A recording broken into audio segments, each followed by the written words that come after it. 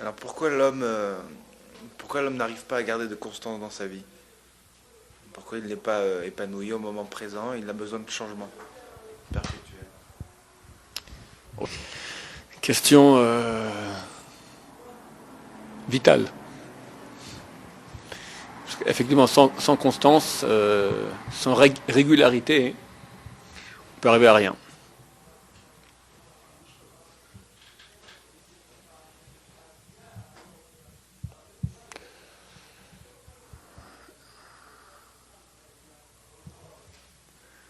Bon, on va essayer de passer des choses un peu profondes là.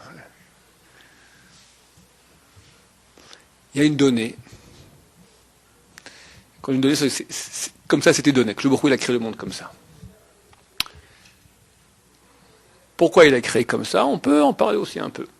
Quelle a donné? Comment le monde il est créé? Comment le monde il est créé? Dieu crée le ciel et la terre. On nous dit, la terre était tohu bohu. C'est intéressant d'ailleurs. C'est pas que la terre. Pourtant, on a créé le ciel et la terre. Donc, le ciel et la terre étaient tohu bohu. Le ciel n'était pas tohu bohu, que la terre. Ciel, on dit en hébreu shamaim. C'est la racine sham. C'est quoi sham? Là-bas. Là-bas, c'est l'idéal que je veux. Vers quoi je vise. Je n'y suis jamais. Même si j'y arrive, il y a un autre sham qui vient. Tu arrives à un but, ok, tu as tout de suite un autre but qui vient. Tant que la vie est là, on est là pour avancer. Donc, c'est un progrès infini. Shamaim, au pluriel. Shamaim, c'est le pluriel de sham. Tous les buts sont toujours futurs, ne sont jamais présents. Donc, je suis toujours en mouvement. Et ma situation actuelle, c'est le mouvement. Je vais vers un but, ou vers des buts, d'accord? Et moi, je suis en mouvement. Ça, c'est ma situation actuelle. Ça, c'est Eretz. Eretz, c'est la racine. Ratz. Ratz, courir. Mouvement. Donc, le monde, il est créé que je suis en situation, moi, maintenant, de mouvement, vers un sham, vers un but.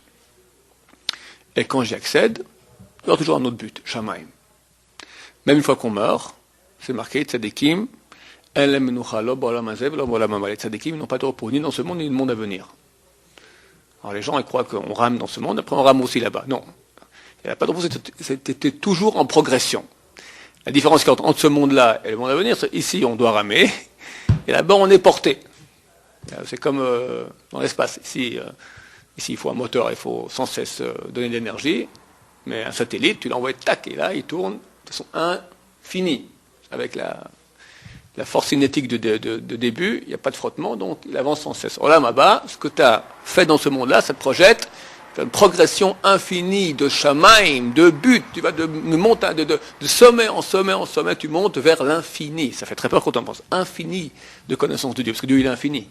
Donc tu connais toujours plus profondément Dieu, toujours plus, la connaissance de la Torah, le monde du pourquoi, du comment. Quoi qu'il en soit, notre situation ici sur Terre, elle est mouvement. Et la Torah nous dit, et la base, comme ça le monde il est créé, à la base, ton point de départ, il est tohu vavo, chaos, chaotique. Le monde il est créé comme ça. D'abord, il y a des ordres. Une fois que tu arrives à un but, voilà. Il y a de l'ordre. Bon, tu auras un autre but après. Mais si on prend une séquence, de début vers une fin, toujours le début il est chaos, la fin elle est ordre. Deuxième étape dans la création. L'obscurité est sur le précipice. Le monde est obscur. Yomer Elokim yehi or. Et Dieu dit qu'il y ait lumière. Vahi or. Et lumière. Pourquoi Dieu n'a pas créé le monde lumière? Pourquoi il a créé d'abord obscur? Ça, c'est la donnée. on crée obscur, et après vient la lumière. Et c'est comme ça que nous fonctionnons. Comment va la journée juive? Commence par la nuit. Après vient la lumière. Un peu ça une construction. Les autres peuples, comment ils vont? Ils vont de minuit à minuit. Ils commencent dans l'obscurité, ils sont dans l'obscurité aussi.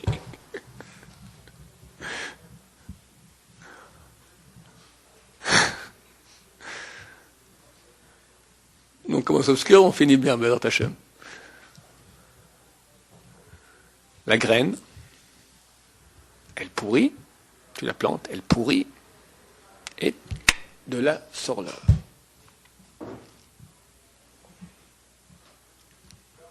La création d'un être humain. Fécondation, directement. La femme commence à avoir pète un câble en bon français. 9 mois de lourdeur, nausée, chaleur, ça monte, ça descend, c'est pénible. Il y a un processus, il y a un point de départ, après il y a un processus, et il y a une fin, Mazal Tov, le bébé il est né. Et là on repart pour une autre fois. Le bébé il est né. Ok, ça c'est le point de départ. Et pour arriver à en faire un homme, hein, on sue. À l'âge de 20, 22 ans, des fois même beaucoup plus tard, il commence à devenir un homme stable, normal, responsable. Mais c'est pendant ces 20 ans de peine, de sueur. Et dès qu'il est bien, il quitte la maison, il se marie, on ne le voit plus. Il ne suit pour rien. Et là, il recommence. C'est-à-dire, lui, il recommence maintenant. Allez, on marie. Le jour du mariage, ça c'est la donnée première. Grosse joie. Après, patatras. Il y a une mission dans la Torah de rendre heureux sa femme première année. Parce qu'on sait que ça doit aller si difficilement. Alors, mitzvah spéciale. Durant toute la vie, il faut la rendre heureuse. D'accord? Mais première année, c'est difficile. Parce que il y a toujours une désillusion. Il y a une construction. Il y a un point de départ, mariage, après il y a une construction, et après on arrive à Baruch Hashem, créer une famille qui est bien, des enfants, etc. Donc, toujours, c'est comme ça que le monde est créé. C'est la donnée. Plus profondément, on appelle cela Chabad. Alors que le mouvement de Chabad, d'accord? Chabad, c'est les premières lettres des voies de conduite basiques du monde, comme Dieu a créé le monde. Chochma binandat. Chochma, c'est l'information première, c'est la donnée première. Bina, c'est le travail qu'on fait avec cette information. Bina, c'est la réflexion intérieure. Je fais une information dont je travaille. Et je fais des déductions. Si tu m'as dit comme ça, alors comme ça, je fais une construction. Bina, c'est le mot binyan. Binyan, c'est une construction en hébreu. Il y a un travail. Tu prends une Gemara maintenant, tu lis une information. C'est pas clair. Tu peux travailler. Travail. Pic!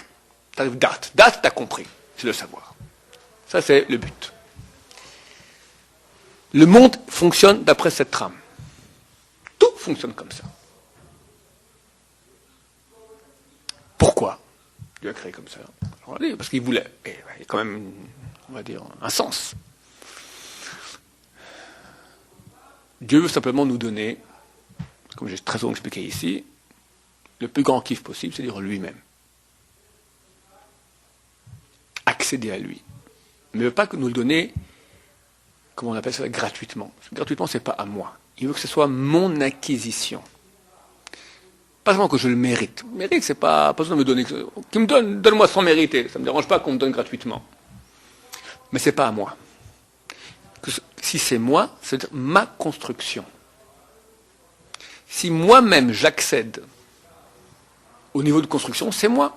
Je me suis fait moi-même. Dieu a voulu que je sois comme Dieu, un créateur de moi-même. Dans le monde entier, les choses vont malgré elles-mêmes. Le végétal, il pousse qu'il veuille pas. La pierre, elle est pierre qu'elle veut pas. L'animal, il n'a rien à faire. Il fait d'après sa programmation. Nous, non. Nous, on peut rester un zéro, on peut se créer nous-mêmes. C'est phénoménal. Regarde un animal qui vient de naître. il est presque complètement autonome.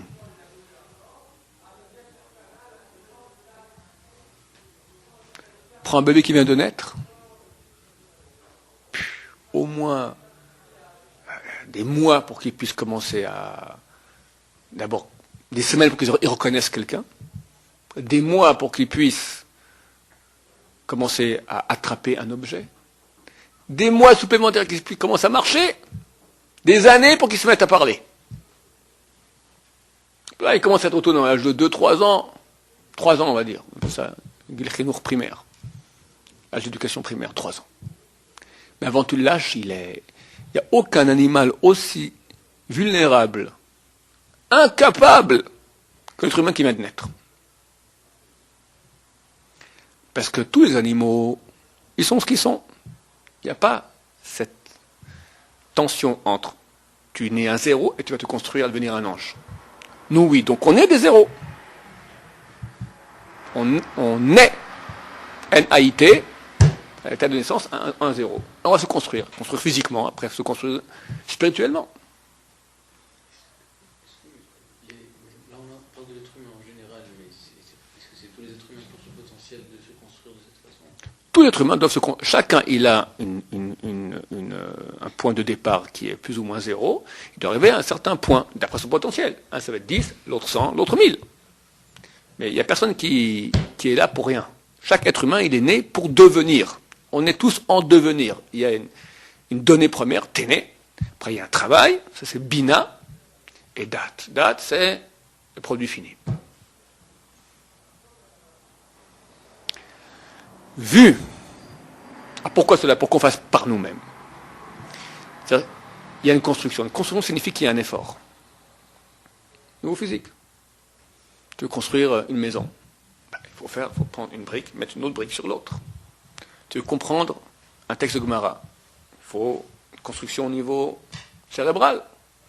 Tu veux planter des radis. Il faut travailler la terre pour avoir des radis. Il y a toujours. Tu sèmes, tu travailles, tu obtiens le résultat. Travail signifie qu'il y a ici une résistance. Dans la Maba, comme je dis, tu envoies le pulse, tac, l'information première, ça ira tout seul. Tout va facilement, il n'y a pas de résistance. Ce monde-là, vu qu'on est dans le monde de l'action, le monde de la construction, il est inhérent, il est obligatoire que dans ce monde, il y ait une résistance. Tu veux construire, tu as Newton, d'accord, il faut prendre une brique, se battre contre la force de Newton, et hop, mettre, boum. Concentration, comprendre maintenant, tu as une résistance de paresse. L'esprit, il n'a pas envie de s'activer à comprendre. Il préfère penser à rien, rêver.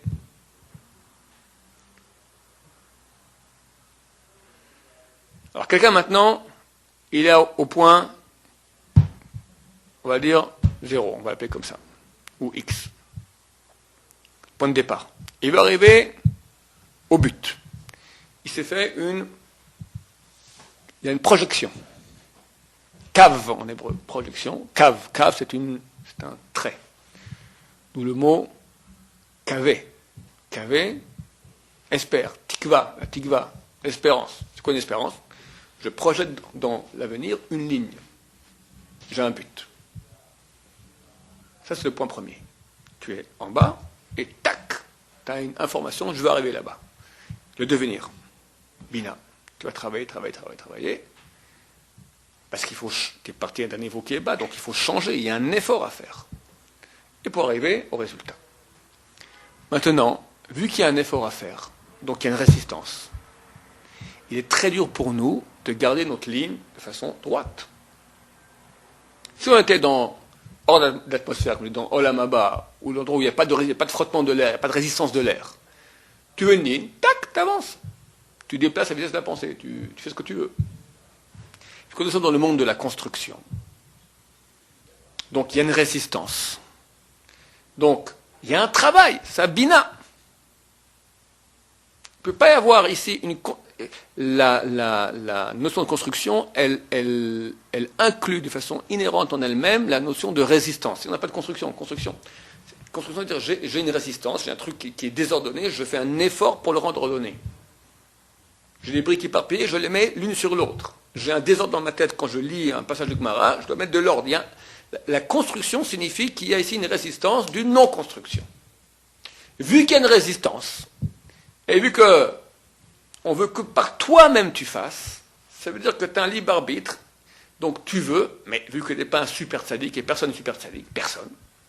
Donc, on a notre ligne, mais forcément, au bout d'un moment, la résistance fait qu'on quitte la ligne.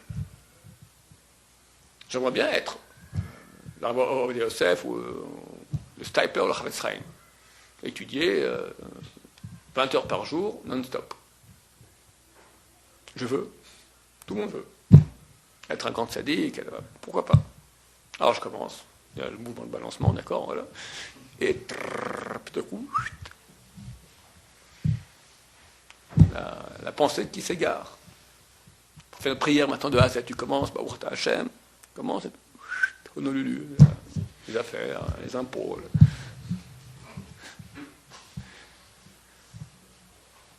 Parce que c'est les données inhérentes au monde, tu es là pour construire. Donc tu pars de zéro, tu parles de Tohuva, tu parles de la notion de Tohuvavu, de désordre, de chaos. Et construire un chaos, c'est pas un coup de baguette magique, c'est une construction difficile. Tu te bats contre tu as à construire le monde, te construire toi-même. Tu pars d'une base où il n'y a rien. Donc forcément, c'est parce que tu veux que tu es là-bas. Tu as mis une ligne, c'est pas parce que tu y as pensé que tu y es. Il y a un effort de construction énorme. Donc forcément, au bout d'un moment, il y a... Alors, qu'est-ce qu'on doit faire pour être intelligent? Dans notre voie, dans notre cave, dans notre voie qu'on a d'espérance vers le point, vu qu'on connaît déjà toutes les chutes qu'on a fait, prendre en considération aussi les chutes. Et ma voie, elle va aller comme ça. C'est ça ma voie. Ma voie droite devient maintenant une voie qui est, je sais que dans 3 mois, il me faut maintenant quelques jours de vacances. Une journée, maintenant, ok, je sais que j'ai ma limite d'étude, elle est là, après il me faut 8 heures de sommeil. Sinon, le lendemain, je me casse. T'en as qui viennent, et je va pas, ils étudient jusqu'à 2 heures du matin, et ils dorment 4 heures, ils tiennent une semaine, 2 semaines, 3 semaines, patatras. Alors, ils ont appris. Il y en a qui n'apprennent jamais. Les gens plus intelligents, ils voient patatras. 1 fois, 2 fois, ok, j'ai compris, etc. Je parlais à quelqu'un maintenant, il y a quelques minutes. Je lui dis, c'est extraordinaire de voir comment à minuit, vous pouvez essayer, à minuit, tout à coup, viens ici au Beth Midrash étudier, tu sens les alvéoles dans l'esprit qui s'ouvrent. Tu sens que doucha, une sainteté comme ça. Les anges, extraordinaire. Non, c'est vraiment ça, c'est palpable. C'est tout du Yetzer Hara. Tout du Yetzer Hara. Tout. Pourquoi? Il te donne, vas-y. T'envoies en boîte, je peux pas. Je t'envoie à la yeshiva, va étudier ces heures, c'est comme ça, tu vas aller 1 heure ou 2 heures, comme ça, demain, j'ai gagné 12 heures d'études que t'es mort. Et si pas demain, attends, dans 3-4 semaines, tu seras au cours comme ça. Évidemment, on ne peut pas tenir. Dis maintenant, regardez la résistance qu'il y a en nous. Moi, je vais battre maintenant, je vais être un grand sadique. Qu'est-ce que je vais faire? Je vais être hyper ordonné. L'heure du réveil, c'est l'heure, pas 1 minute de plus. Tac, debout. L'heure de la prière, c'est exactement à l'heure. Après, tac. Tu sens une résistance hyper ordonnée. On peut pas, c'est dur. Ah, là, elle est la bataille. Quand tu es ordonné, quand tu es structuré, il n'y a pas de passo, etc. Quand tu fais ce que tu as envie, ça, c'est la porte ouverte. Alors maintenant, tu as envie, demain, tu n'as pas envie. Il fait toi ce qu'il veut. Plus profondément, par un autre axe maintenant, je vais parler. Ça rejoint ce que je veux dire, mais c'est par un autre biais. Nous sommes formés de 4 yesodotes, 4 bases de notre... Le monde est créé avec 4 bases, nous-mêmes aussi. Les bases, c'est l'eau, la terre, le feu et l'air. On a cela en nous, en bien et en mal. En bien, ça correspond aux 4 lettres du nom de Dieu. Et en mal, ça correspond à certaines midotes, certains traits de caractère négatifs. L'air, c'est ce qui monte. C'est l'orgueil et la parole. Parler. Je suis. Le feu, c'est la jalousie et les nerfs. Tu t'énerves. Feu. La terre, c'est Newton, la puissance, la gravité. Le matin, lève-toi, tu pèses 10 000 tonnes. Tout le monde connaît ça. Ça vient de l'histoire de Arafat, de la base terre. L'eau, c'est l'envie. L'envie. Pourquoi l'eau? L'envie, c'est exactement l'antithèse de l'ordre. L'ordre, c'est faut pas ce que tu as envie, fais ce qu'il faut faire. C'est dur, ce qu'il faut faire. J'ai envie, j'ai pas envie. Quelqu'un dit, lève-toi, j'ai pas envie. Qui répond? Le yesod, la base de notre dans les quatre bases, l'eau. Parce que l'eau, par définition, c'est la chose qui n'est pas structurable. Prends de l'eau, tenez-vous en un cube maintenant, allez là, hops, hops. L'eau, par définition, c'est la seule chose au monde qui n'a pas... Bon, l'air, il n'a pas de consistance. La seule chose qui est matérielle, qui a une consistance, mais qui n'a pas de forme. L'eau. Elle épouse la forme qu'on lui donne. Tu mets dans une bouteille de Beaujolais, tu auras de l'eau en Beaujolais. Dans une bouteille de Bordeaux, tu auras de l'eau de Bordeaux. Tu mets dans qu'on appelle le vin italien, avec les grands goulots. Tu auras une forme de vin italien, grand goulot d'accord. Tu mets dans un bocal carré, tu auras de l'eau en bocal carré. Mais l'eau en tant qu'elle-même, elle n'a aucune structure, aucune forme.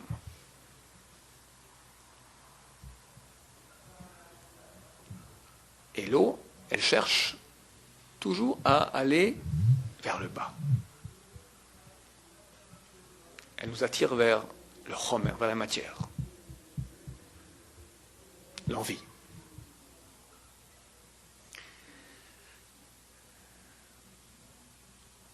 Bnei Israël sont appelés, un des noms de Bnei Israël, c'est marqué Ovrei Hayam. Ceux qui ont traversé la mer. C'est bizarre qu'on nous appelle comme ça, parce que, après tout, la traversée de la mer, c'est un événement de notre histoire.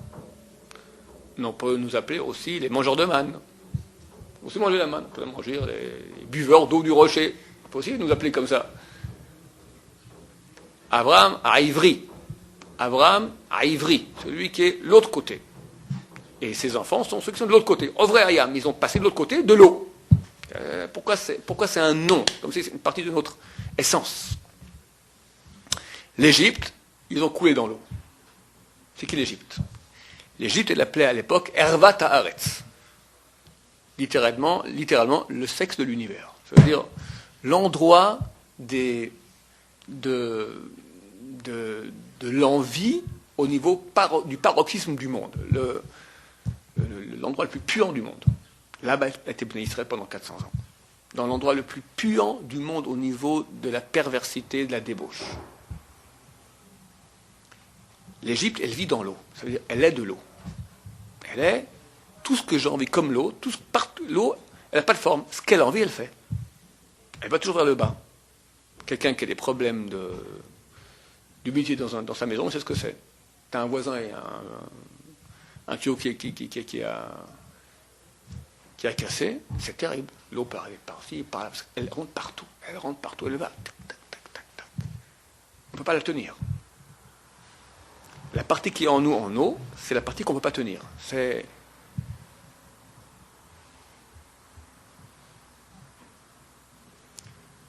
l'attirance sur la matière, non structurée. Ça, c'est l'Égypte. Bnei Israël vont traverser l'eau. Quand ils passent dans l'eau, qu'est-ce qui se passe? Deux murs. L'eau qui devient structurée. Deux murs. Nitzevu kemoned nozlim. Se sont mis debout comme ned, comme des murs. Nozlim, les liquides.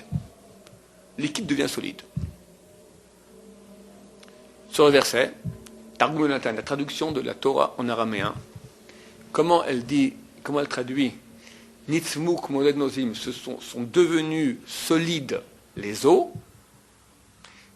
disent Hakimu Maya, comme sa traduction en araméen. Hakimu Maya signifie l'eau est devenue intelligente. Intelligente. J'ai une partie en moi qui est le caractère eau, qui a envie. L'intelligence, c'est ce qui va structurer. C'est prendre cette eau-là et tac, tac, tac, tac, tac, dire à l'eau il faut ou il ne faut pas.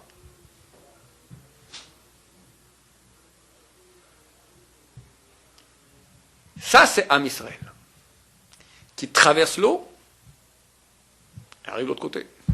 L'Égypte, elle coule dans la mer des envies.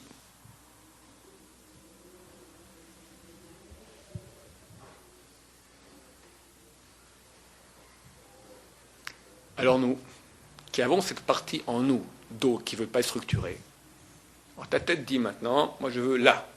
Ok, tu commences. Mais vas-y, c'est pas facile de faire tenir de l'eau.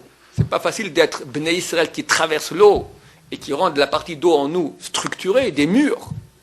Tu as tout à coup des pulsions, tu as des envies ou des pas envies. Tu as envie de ne pas avoir envie, c'est la même chose. Donc pour répondre à la question, comment se fait-il qu'on a en nous un manque de régularité? Parce que nous devons construire.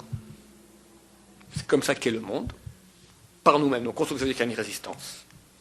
Et plus particulièrement, cette résistance provient de la partie eau qu'il y a chez nous, qui est par définition la partie qui ne veut pas être, qui est instructurable. Nous pouvons le faire. Nous sommes Ovrayam. Nous, on passe l'eau. Mais tu comprends que pour rendre de l'eau structurée, les murs d'eau, il faut être musclé. Donc, c'est pas facile. Donc c'est normal. Simplement, qu'est-ce qu'on doit faire au niveau pratique? Prendre en considération qui nous sommes, c'est ça le vrai diagnostic qu'il faut être capable de faire. Qui je suis? Donc mon but que je me propose maintenant doit être intelligent. Pas avoir trop haut, pas avoir trop bas. Je ne suis pas Baba Salé, je ne suis pas Hafez Chaim, je suis celui que je suis. Maintenant, comment on fait pour savoir au début? Forcément en chutant. Tu vas commencer... Tu vas bosser, on va prendre l'exemple de la Shiva, ou n'importe quel, on parle en construction spiritualité. Moi, je veux maintenant arriver à faire toute la prière de A à Z, sans avoir un seul mot où je ne pense pas ce que je dis. Première fois, ouais, tu arrives à la moitié. Deuxième, encore moins, quart. Troisième, 10%. Au bout de 3-4 jours, ça a eu été ta bonne résolution. Torah, c'est 3 heures sans lever la tête. Tu tiens un premier matin. Deuxième matin, tu tiens déjà à moitié. Troisième, tu as une dépression nerveuse parce que tu ne tiens pas. Tu as chuté. Alors, ok, réajuste. Je vais faire un quart d'heure. 5 minutes. 5 minutes sans piper mot. Et après, je fais une petite pause. Alors, tu fais 5 minutes, tu étudies, après tu as 10 minutes de pause. 5 minutes, tu étudies, 10 minutes de pause. Torah vient te dire, écoute mon vieux, tu n'es pas venu ici faire des pauses. Un tiers du temps effectif pour 2 tiers, tralala, c'est pas ça. Il faut réajuster dans la bonne. Comme un gosse qui apprend à marcher. Tu as vu comment il fait? Il se met debout. Et, pif, il tombe devant. Il se remet debout. Il dit, il ne faut pas se mettre trop devant, il se met plus en arrière. Pif, il tombe derrière. Au bout d'un moment, il tient l'équilibre. On apprend en chutant. C'est très important ce que je dis. Parce que c'est pas que tout simplement je suis là et je vais aller là-bas, puis on me casse les pieds maintenant, que je dois me battre en route. C'est pas du tout comme ça. La vraie optique, elle est, je commence ici, et je ne peux arriver à la progression se fait par la chute. La construction se fait par le fait qu'il y a une résistance. Si on comprend que la résistance, c'est celle qui me construit, c'est ça qui me construit, ça fait que je suis moi-même. Alors, elle est bienvenue. La difficulté, c'est ça qui construit. La chute, on apprend avec les chutes. Sheva, Ipol, Tzadik, Vakam, 7 fois le Tzadik, il tombe, il se relève. Alors, c'est pas qu'on dit c'est un type bien, après cette fois qu'il a chuté, il s'est quand même relevé. C'est pas ça le vrai sens. Le vrai sens, Tzadik signifie tomber. C'est comme ça qu'on grandit. en tombant, en réajustant, t'as un échec, tac, ok, j'ai appris maintenant, je recommence un peu autrement, je réajuste. T'apprends à conduire. Il faut mettre les gaz et désembrayer. La pédale d'embrayage, il y a un point de friction. Vous connaissez ça? Au début, tu mets beaucoup de gaz, la voiture, paf, elle saute en avant. Bon, après, il faut moins, ploc, tu cales. Pour le moment, ça va très bien. Comment t'as appris? Personne n'a appris du premier coup. Personne. Personne ne peut apprendre le premier coup. Tric, et hop, il fait un bon démarrage comme ça en douceur. Ou blic, ou ploc. C'est comme ça qu'on apprend. Même dans la vie. Le plus grand pilote de Formule 1 au monde, il a appris aussi comme ça. Alors à nous de savoir que c'est comme ça qu'on doit apprendre, c'est inhérent à notre condition dans le monde pour que nous puissions construire par nous-mêmes qu'il y ait des chutes. À nous, l'intelligence, c'est apprendre des chutes. Apprendre la leçon des chutes pour changer, améliorer et comme ça, monter vers l'infini. Des questions? Oui. Vous avez dit qu'il ne faut pas viser trop, mais il y a aussi l'idée... Je n'ai pas dit qu'il ne faut pas viser trop. Il faut viser le plus haut possible, intelligent. Intelligent, mais on voit aussi le Khazanish, l'idée qu'il disait que s'il n'avait pas voulu être le Gaon de Vilna, il n'aurait jamais été le Khazanish. Ok.